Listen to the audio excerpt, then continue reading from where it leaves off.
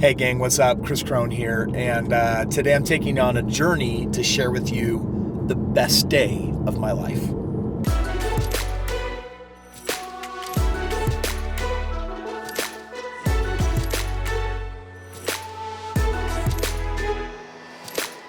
This was such a game-changing day for me. Right now, I'm outside the building where I worked for 4.5 years, and I gotta tell you that this was not always my dream job. In fact, often the only reason why I was working here is because I could create value for the company, but the money that I was getting was honestly helping me get into a position where I could buy enough real estate where I could actually quit my job and actually just have that day of freedom. I mean, the best day of my life was the day I became financially free.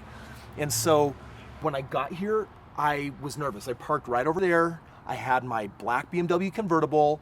I had my box in the seat, and I went over to the passenger side. I grabbed the box, and then I looked at the building, and I was terrified. The building's all glass, right? So I'm like, I'm terrified someone's gonna look out and see me holding an empty box. So I put it back in. I walk in the building. I remember skirting around security. I just didn't want to make eye contact. I didn't want to see anyone but my boss.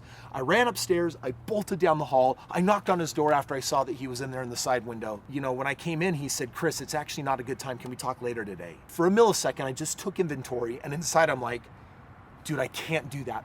It's gonna tear me up inside. I gotta do this right now. So I said, "Aaron, I gotta talk to you right now." And he was just about to run into a meeting. So I shut the door, I sat down. I really didn't ask for permission. And I said, "Aaron," and then last minute I pulled out this stupid thing. I said, "Aaron, I need a $70,000 raise." Because last minute I thought, hey, this is awkward. Maybe it's not my last day. If he gives me a $70,000 raise, then I'll stay. Now, dude, if you were to go to your boss right now and say, "Boss, I want a $70,000 raise," what would they say? Dude, they would probably laugh their head off. And I remember Aaron chuckled. He was laughing, and I started laughing because I was like, "Kris, you can't get out of this one. This is it." And I basically said, "Hey, I'm done. This has been amazing. Thank you. You guys have been so good to me. You helped me get into my real estate. I hope I was able to create great value for you guys." And we agreed that that was it and it was over. In that culture, they didn't do a 2-week notice thingy. So I went to my office. I said some goodbyes to some of the people there. I knew I'd get in trouble if I was distracting the crew. I'd come later. So all I did was go to my desk, and I had a plaque with my name on it. That was the only thing I grabbed. Didn't really need my box. Didn't pack up, and I left. I gotta tell you though, it was when I left that building, I will never forget the way that I felt, because I've been feeling it nearly every single day all these years since. It's like coming off of life support when you didn't know you were on it. Because the air that I was breathing for the first time when I left those doors, it was like I was breathing oxygen for the first time. It's like I got unjacked from the Matrix, and I felt alive. It was like one of the most insane, exciting feelings. There's been very few moments in my life that have created the elation and joy that I felt when I really got to be done at my job. I had worked my butt off for years to get to that moment, and when it was finally there, I celebrated and reveled in every bit of it. And it launched the freedom for me that meant I never had to go get a job. I never had to work for anyone else ever again. You know, retirement really didn't mean not working. It didn't mean toes up on the beach and doing nothing. Retirement just meant that I was free to be me.